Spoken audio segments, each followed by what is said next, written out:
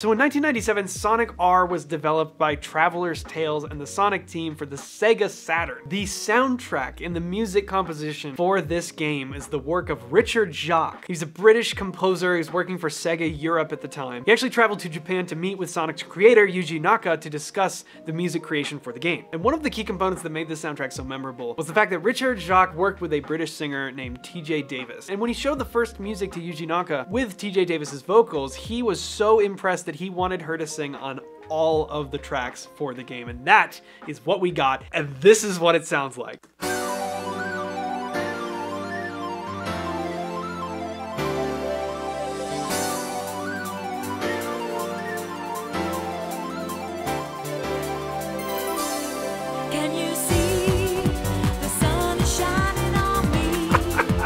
What? Have you ever heard something more 90s than this, right? But here's the thing, this is really cool harmonically. I mean, yeah, the groove is kind of like, ooh, it's happy, it's fun and everything. It's super 90s and that's whatever. But the harmony here is really good. We start off, we have this G major 7, and then we immediately just do a 5-1 into the whole step down from G, which is F, right? So we go, here we are at home base of G major.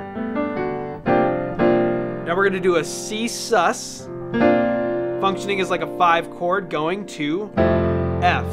So it's almost be like, honestly, the only thing it's missing just to be a 2-5-1 is to flip that major chord to minor. Then it would truly be a 2-5-1 into the whole step down. And then we set up the return to G major with a 5.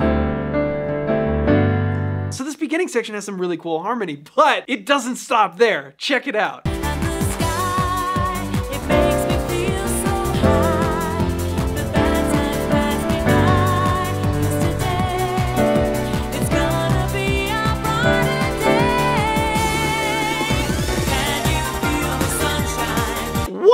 Where did that come from? This is a Sonic video game. Like why? This is not necessary. It does not need to be this good. But we're starting to build into a new section here. So we go from G major 7, do do da, B minor 7, do da da da da da da.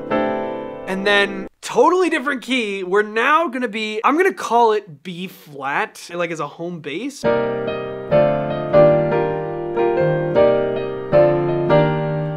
Kind of hearing this as 2, 3, 4, but I could be wrong. Let me know how you hear it in the comments below. But regardless, what a shift. We've started in G major and now we've kind of gone up a minor 3rd in our home bass, in our harmonic sort of context. And even if it's not necessarily B flat major as a home bass, we know we're dealing roughly with this,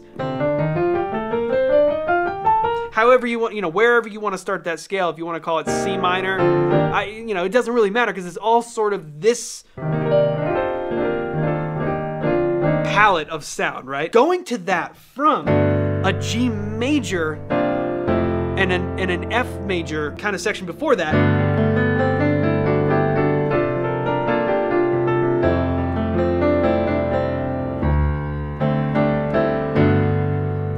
by starting there and then flipping it to, that's a totally different sound palette. And that's one of the reasons we've talked about on this channel a number of times, the fact that the minor 3rd is a really good device for totally switching up the sound of the harmony at any given point. That's why we see it used a lot. But just listen to this transition.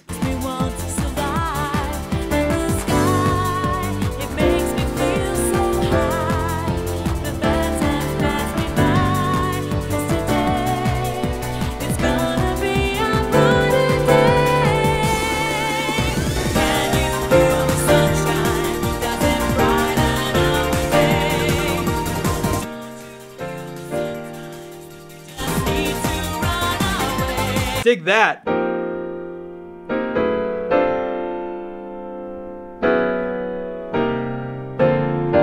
Woohoo!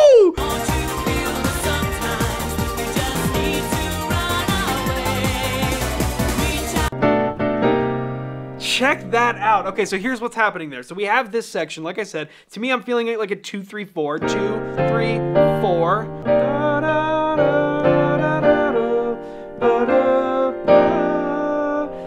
Here, this is like an F sus chord. The melody goes da da da da da da. We do this chromatic walk up from an F sus to a G sus, and then before we start the phrase over again, we have an approach chord. When we talk about approach chords in jazz, we're basically just saying anything that we've thrown in front of the place that we're going. Now, in the particular case of Can You Feel the Sunshine, we have this recurring theme.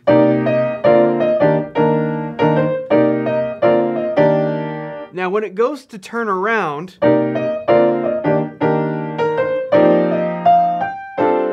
we are getting from here back to here, and we do it with a slick little transition where all we do is we throw the B minor seventh in front of the C minor seventh, which is where we're actually going. Now that's cool because we're largely in that sort of B flat space, and when we play this, that is totally outside of that space. It's a really simple device to use, but it adds a lot of really nice color because of the fact that the chord that we're going to play, that is the approach chord, being a half step away, is such a totally different harmonic palette. So it's just enough for our ears to grab onto something and go, whoa, that's different. So that approach chord of B minor 7 sets us up for the return to the beginning of that section. What fantastic harmony!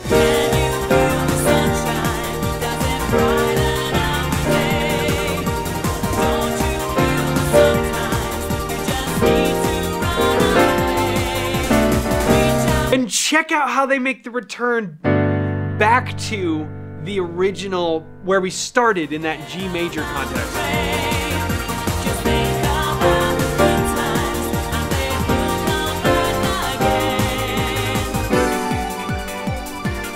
Goes back to the intro with that flourishing synthesizer, but that is so cool, and what a great device to use to return, because we were going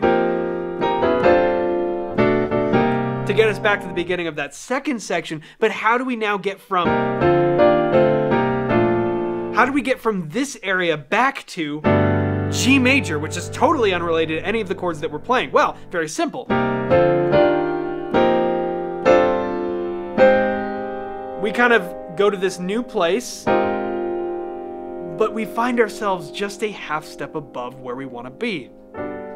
So all we got to do is drop it, and then we're right back where we started in G major. That is such a cool transition.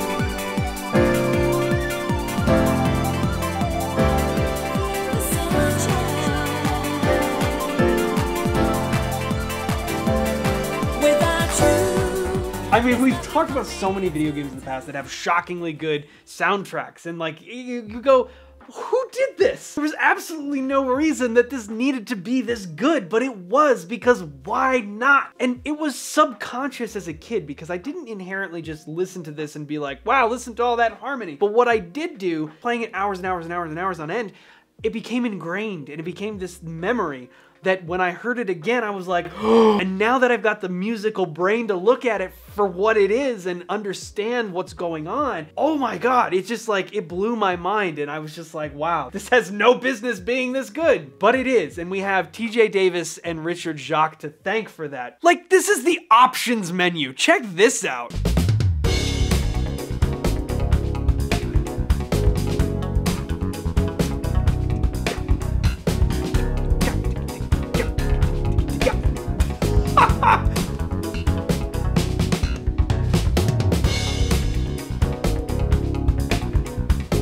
Wow!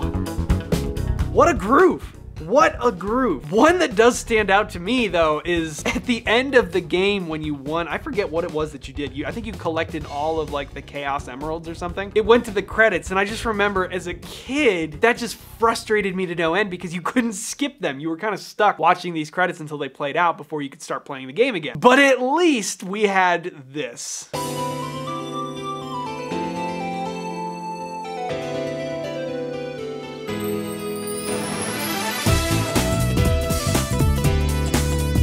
What?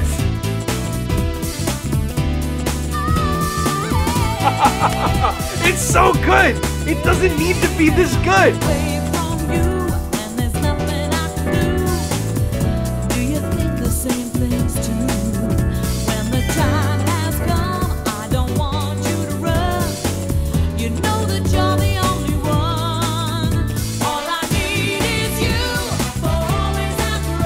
And again, we have a really great key change there.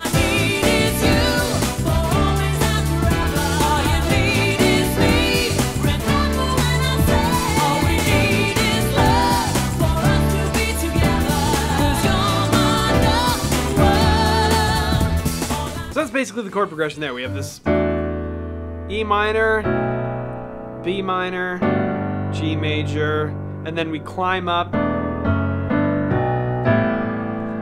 Almost like we're in the key of D. Like if we ever did resolve, which we don't, it would resolve to D major. So we've set up this palette, right?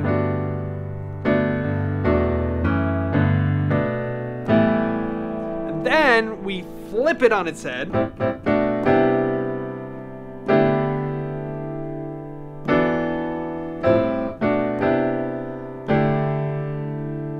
It's almost like the section right before it, where we climb up from E minor. We're basically, almost like we're doing the same thing again in the new key.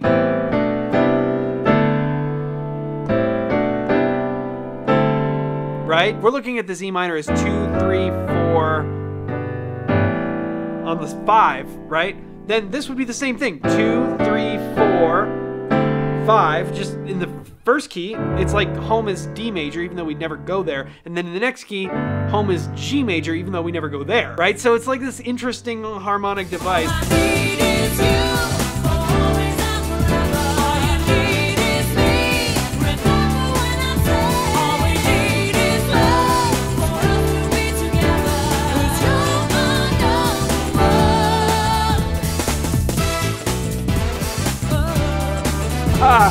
The synth horns.